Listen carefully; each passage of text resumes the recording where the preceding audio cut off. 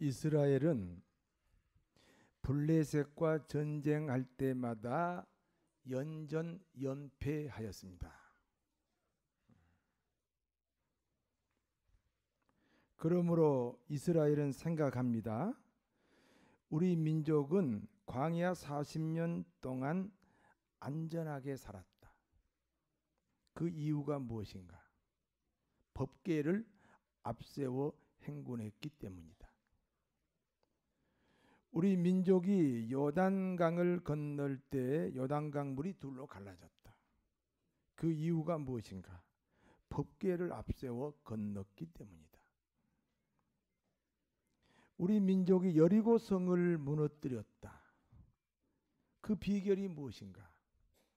법궤를 앞세워 그 여리고성을 돌았기 때문이다. 법궤가 무엇입니까? 법궤 안에는 십계명이 있습니다.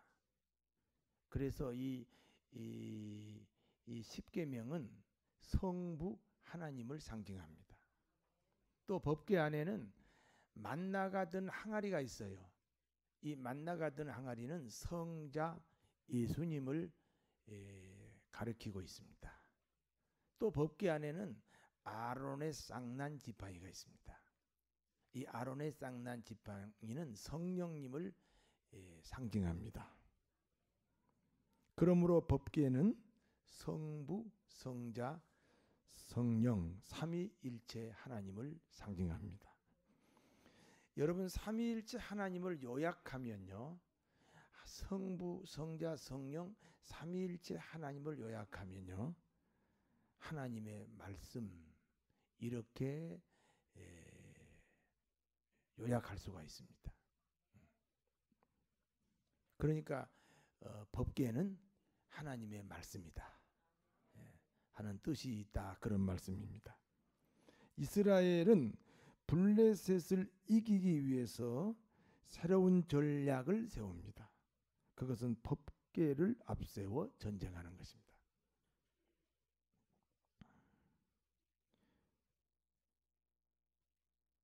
실로에 있는 법궤를 이스라엘 백성들이 전쟁터로 가져왔습니다. 이 블레셋은 이스라엘의 법궤 전략을 잘 알고 있습니다.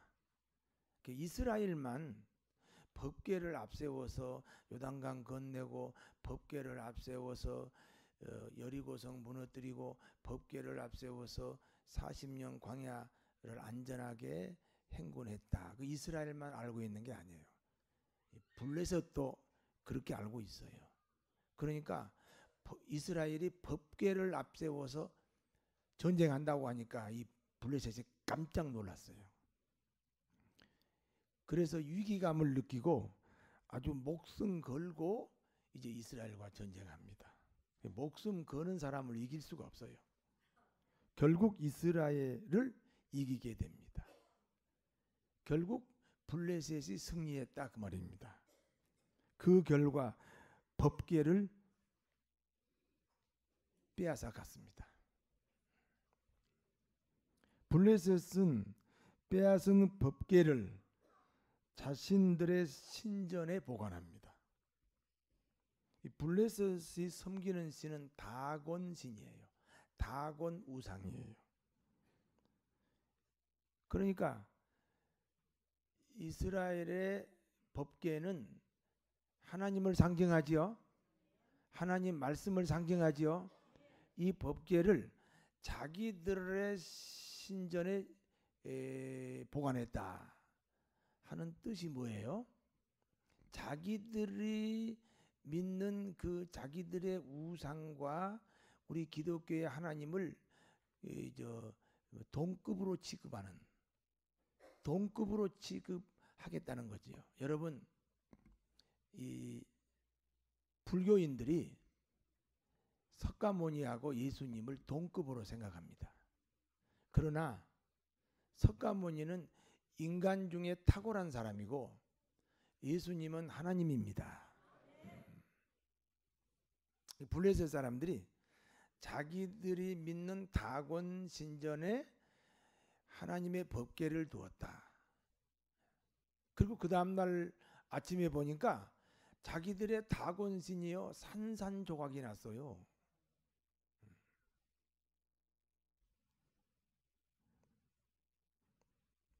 블레셋은 깜짝 놀라서 법궤를 가드로 옮깁니다.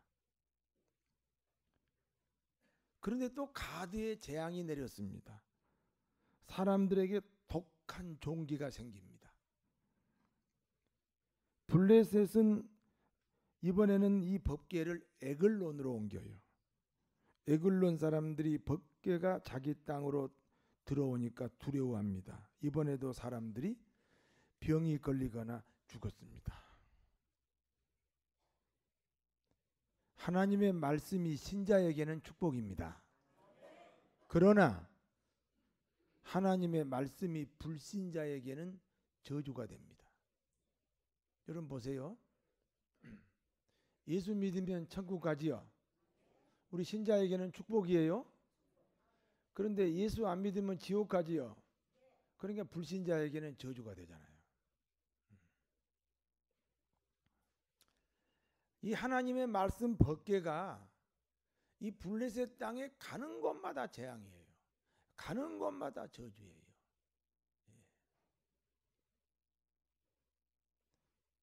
하나님의 말씀이 신자에게 축복이지 불신자에게는 저주라는 사실을 기억하시기를 바랍니다. 에글론에 있는 법궤가 이번에는 벳세메세로 옮겨지게 됩니다. 법궤가 벳세메세에 도착했습니다. 벳세메세 사람들이 법궤를 구경합니다. 구경하다가 70명이 죽었습니다. 여러분, 법궤, 하나님의 말씀은 따라하세요. 경배의 대상이다. 구경하는 대상이 아니에요. 오늘 이 예배가 하나님께 경배하는 시간이에요. 근데 거의 구경꾼처럼 여기 참석하는 사람도 있을 수 있다. 이렇게 생각할 수도 있다. 이렇게 생각해도 틀리지 않는다. 이렇게 생각할 수도 있어요. 친구 따라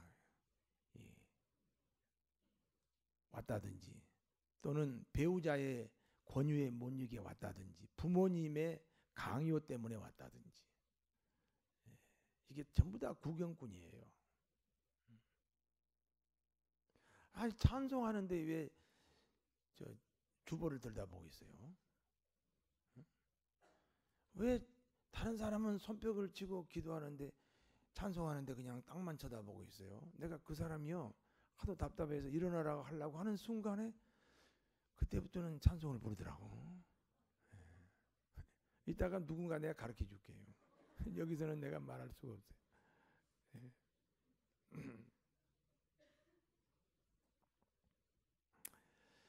여러분 이 자리는 하나님을 경배하는 자리입니다. 구경꾼처럼 예배 참석해서는 안 됩니다. 벳세메세 사람들은 법궤를 기랏 여아림으로 보냈습니다. 기랏 여아림 사람들이 또 법궤가 감당이 안 되잖아요. 그래서 저 산속에 사는 아비나답의 집으로 보냈어요. 법궤가 아비나답의 집에 있게 된 세월이 20년입니다. 여러분 20년이면 짧아요? 길어요? 아이고 길어요. 20년이면 긴 세월입니다. 20년 동안에 세상이 여러 번 바뀝니다.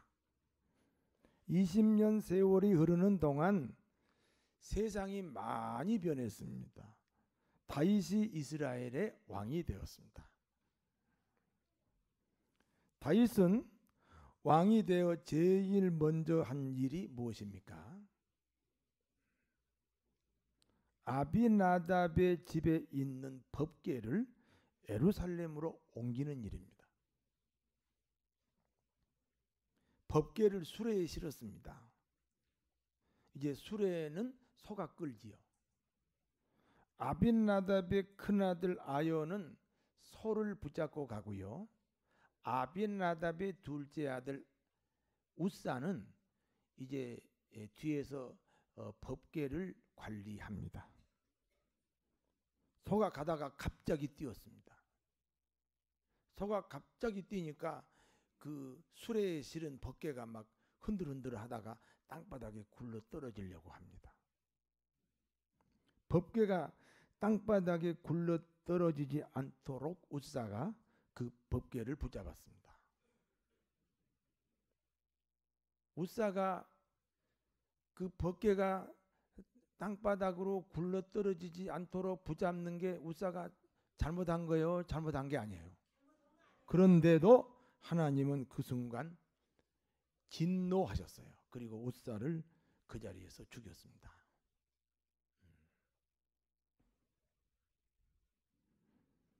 우사가 죽었어요.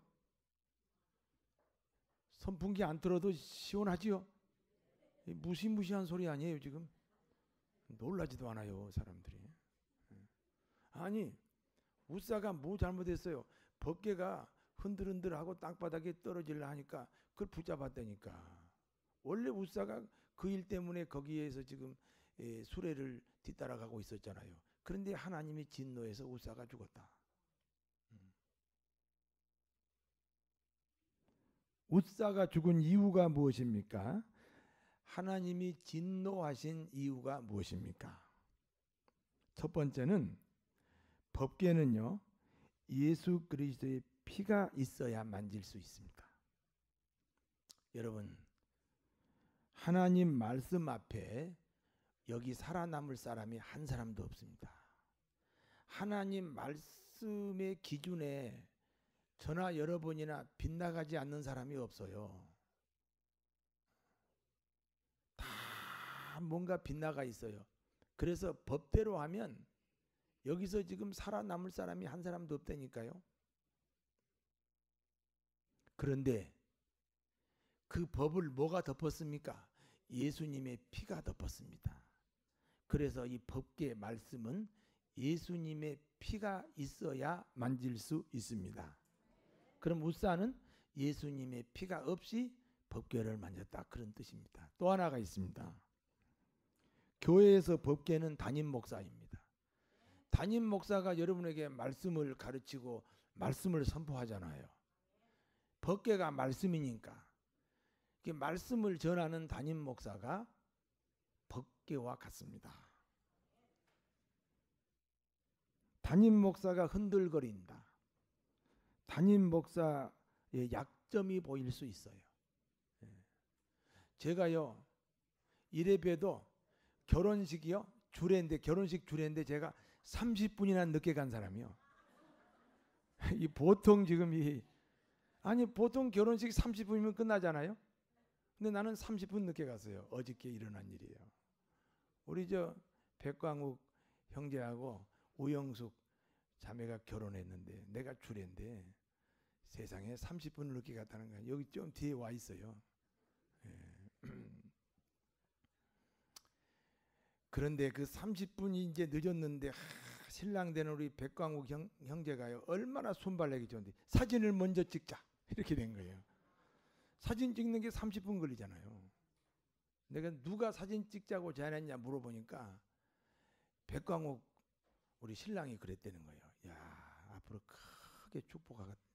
하나님께서 큰 사업가가 되도록 벌써 저 뭐지 자질이 충분하다. 그 순간에요 사진을 먼저 찍자 이렇게 된 거예요.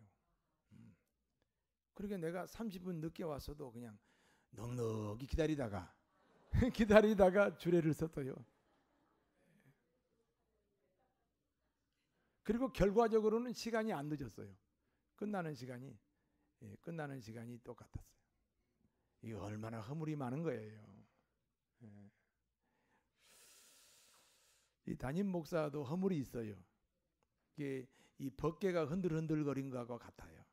그렇다고 함부로 비판하면 안 된다. 그 담임 목사가 그렇게 인격이 좋고 귀중한 인물이 되어서 그런 게 아니고 사명이 말씀을 전달하는 사람이니까. 그러니까 그 약점 때문에 흔들흔들거린다고 함부로 비판하지 마라. 하나님이 싫어하신다. 웃사가 그 일로 죽었다. 우리가 교훈 삼아야 할 줄로 믿습니다. 웃사의 죽음으로 다윗은 법궤 운반을 중단합니다. 법궤가 길가에 버려졌어요. 눈비를 맞습니다. 먼지가 쌓이고 떨어진 나뭇잎으로 이 법궤가 묻히고 있습니다. 그와 같은 법궤를 오벳 에돔이 자기 집으로 옮겼습니다. 여러분 보세요. 지금 법궤 만지다가 웃사가 죽었잖아요. 그래서 사람들이 법궤를 만지려고 해요? 안 만지려고 해요? 그래서 그게 방치된 건데 그 비 맞고 그리고 먼지에 쌓이고 무시당하고 갈시당하니까 보담 못해 오벳 에돔이 목숨 걸고 그 법궤를 자기 집으로 운반했어요.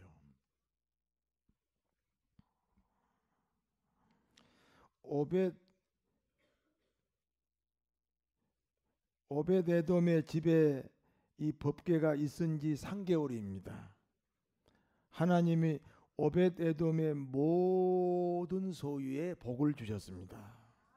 얼마나 복을 받았는지 이스라엘 전 나라에 이 오벳 에돔이 복받은 소문이 퍼졌습니다. 다윗은 이 오벳 에돔의 소식을 듣고 다시 법궤를 예루살렘으로 옮기기로 결심합니다. 다윗도 옮기다가 한번 놀랬지요. 그래서 이번에는 6걸음에 한 번씩 송아지 제사를 지냅니다. 오벳 에돔의 집에서 예루살렘이 얼마나 멀어요. 그런데 그 긴 거리를 6걸음에 한 번씩 송아지 한 마리씩을 잡아서 하나님께 제사를 지냈어요. 법궤 운반에 동원된 이스라엘의 지도자가 862명입니다. 수많은 사람들이 이 법궤 옮기는 이 일이 너무너무 귀중하고 너무너무 귀중해서 수많은 사람들이 찬양과 악기로 연주를 합니다. 여러분 지금 법궤가 여러분의 심령으로 옮겨지는 시간이잖아요. 귀중한 시간인 줄로 믿습니다. 그리고 다윗이 법궤 앞에서 뛰놀고 춤추었다 그랬습니다.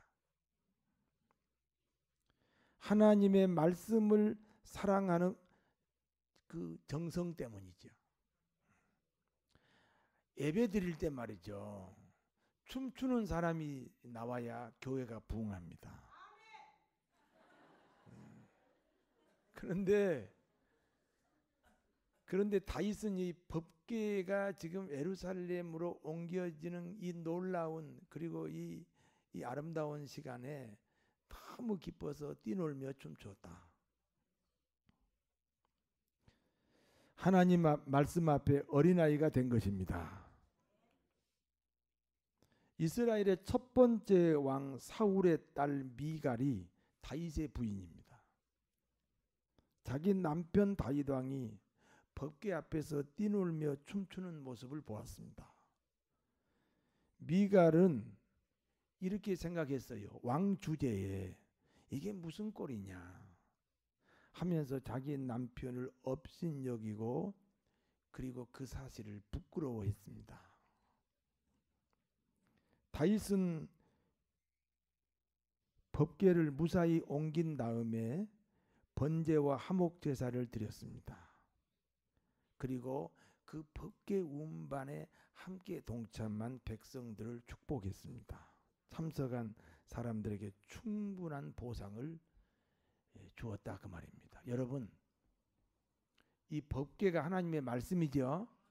이 법궤를 안전하게 보관하기 위해서 집을 지어요. 법궤를 보관하는 집을 지어요. 그 집이 예루살렘 성전입니다. 이 하나님 말씀 법궤를 잘 보관하기 위해서 금포교회가 세워진 줄로 믿습니다.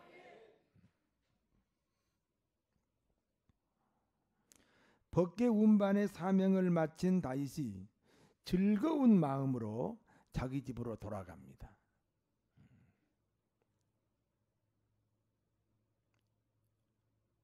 집에 돌아온 다윗 왕에게 미갈이 이렇게 말합니다. 이스라엘의 왕이 방탕한 자가 되고 염치 없는 자가 되었습니다.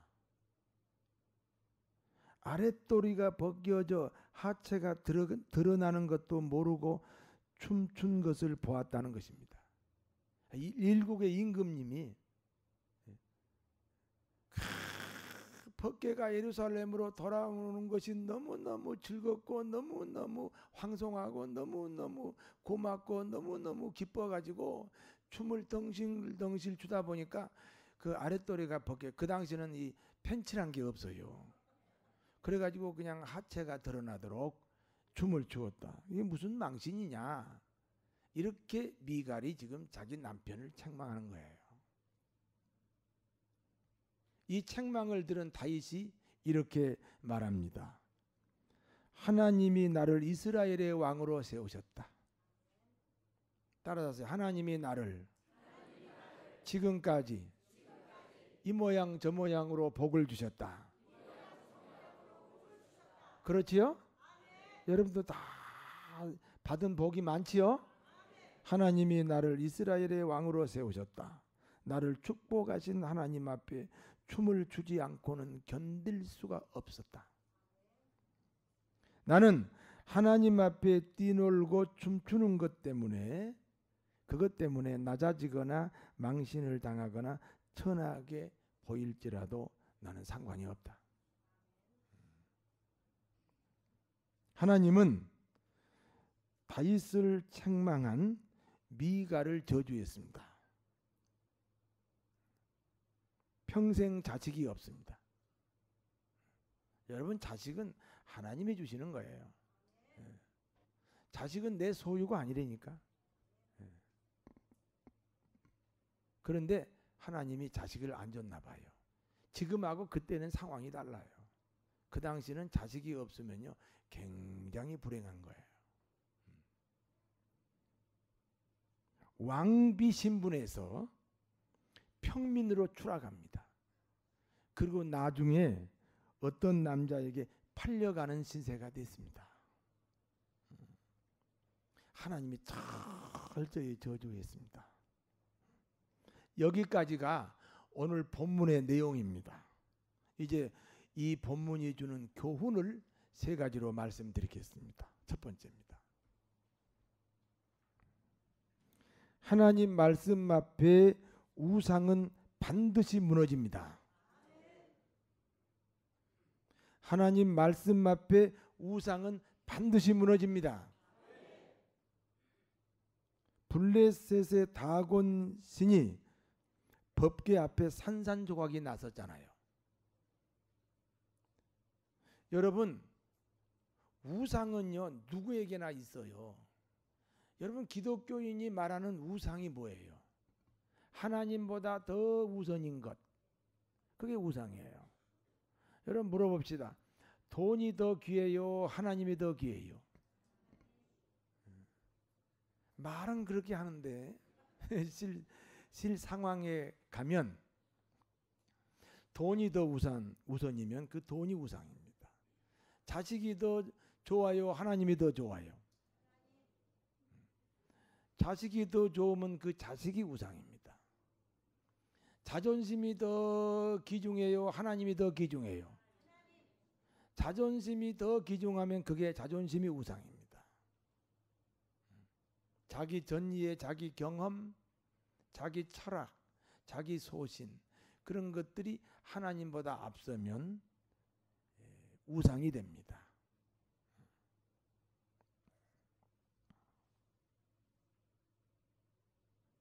블레셋의 다곤 신이 법궤 앞에 산산조각이 났습니다. 누구에게나 우상이 있습니다. 이 시간 말씀으로 무너져야 됩니다.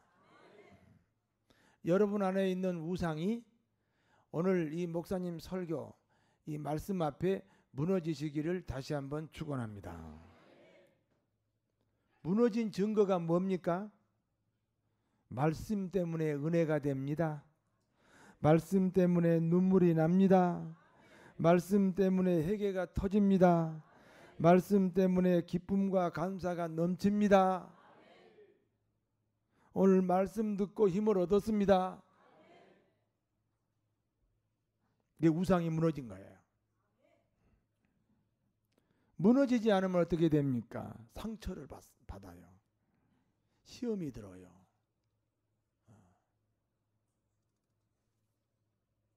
교회를 떠나요. 심지어는 하나님을 떠나기도 합니다. 두 번째, 신앙 고백이 없는 사람에게는 하나님 말씀이 축복이 되지 못합니다. 법궤가 블레셋 가드 지방으로 갔습니다. 사람들에게 독한 종기가 났어요. 가드의 재앙이 내립니다. 법궤가 블레셋 에글론 지방으로 갔습니다. 사람들에게 두려움이 생겼습니다. 사람들이 병이 걸리거나 죽었습니다. 신앙 고백이 있는 사람에게는 하나님 말씀이 축복입니다. 말씀으로 병을 고칩니다. 말씀으로 귀신이 떠나갑니다. 말씀으로 물 위를 걸었습니다. 말씀으로 그물이 찢어지도록 고기를 잡습니다. 말씀으로 물이 포도주로 바뀝니다. 말씀으로 축복을 받습니다. 말씀으로 응답을 받습니다.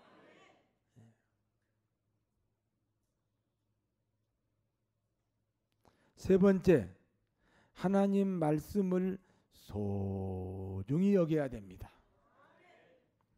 세상에 하나님 말씀 운반하는데 6걸음에 한 번씩 송아지 제사를 지냈다니까요.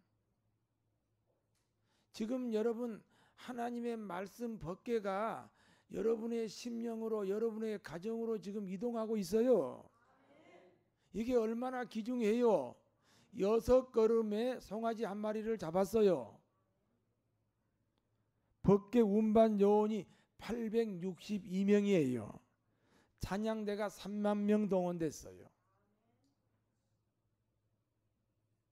귀하고 귀한 시간입니다. 이 시간이 귀하고 귀한 시간이에요.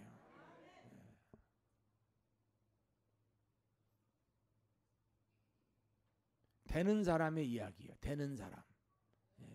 병도 고치고 사업도 잘 되고 문제도 해결되고 가정도 화목하고 자녀도 형통하고 되는 사람의 이야기예요. 예배를 귀중히 여겨요. 말씀을 소중히 여겨요. 되는 사람 쪽이 되시기 바랍니다. 네 번째입니다. 말씀을 귀하게 여기면 축복을 받습니다. 미갈은 자기 체면이 말씀보다 귀합니다. 그래서 자식이 없습니다. 평민이 되고 다른 남자에게 팔려갔습니다. 다윗은 말씀 앞에 춤을 추었습니다. 한번 다 일어나서 춤 한번 추어 볼까요? 꿈쩍도 안 하시네. 준비가 됐습니까?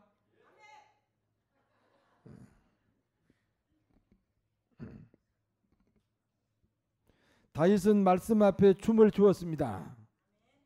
하체가 드러나도록 춤을 추었어요. 아랑곳하지 않았습니다. 그와 같은 다윗은 천주만대의 성군이 되었습니다. 세상에 40년 동안 임금 노릇했어요. 이 지구상에서요 40년 동안 임금하기가 쉬운 게 아니에요. 역대상 29장에 보니까 다윗은 늙도록 부하고 존귀하더라. 늙도록 부하고 존귀하더라. 그리고 그 아들이 솔로몬이 왕이 되었습니다.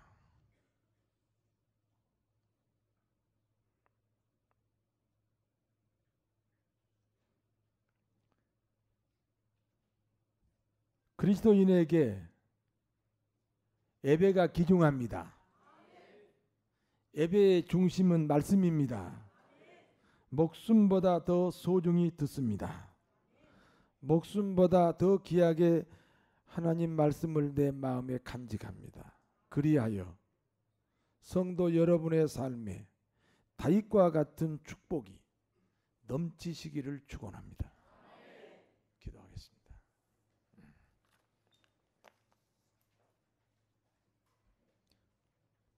왜 다윗만 축복을 받습니까?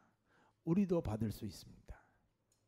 다윗이 말씀 앞에 춤을 추듯이 우리도 말씀 앞에 춤추는 저희들이 되게 하여 주옵소서. 예수님 이름으로 축복하며 기도하옵나이다.